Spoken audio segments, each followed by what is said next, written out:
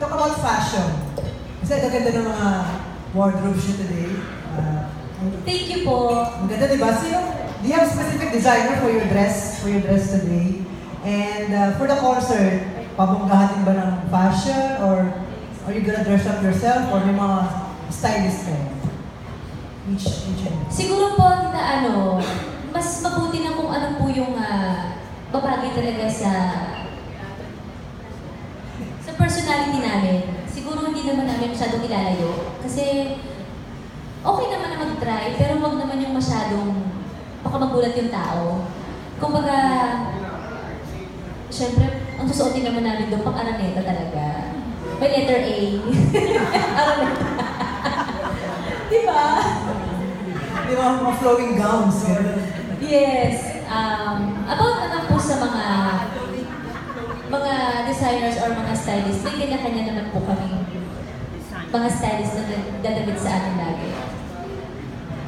Or pwede rin po kasi minsan may mga nag-sponsor ng mga gowns. So kung babagay naman din po sa amin yung mga gagawin nila, why not po, di ba?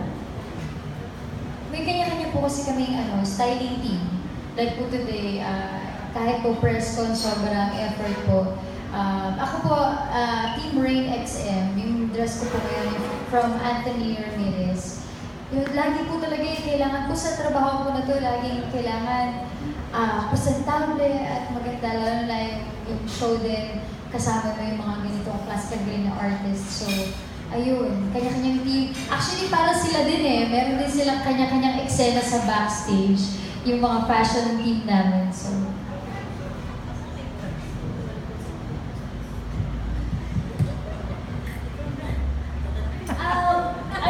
sa akin naman po yung stylist ko, si Kat Cruz. Sa akin apat, ako yung pinaka-tame yung mas classic yung atake kasi hindi ko rin naman po carry yung hindi ko po madala yung masyadong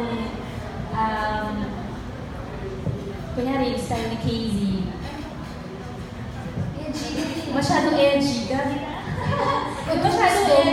Masyadong edgy, parang hindi na rin po masyadong nababagay sa edad ko, ganyan. So, medyo classic yung atake niya sa akin. Medyo may konting, hindi ko na-explain ng tama. Hindi yung medyo mix ko. Konting edge lang. Ayan, pag ganyan. hindi sobra. Yes. Ako naman po, Team Mesmerize and Mir Lauto.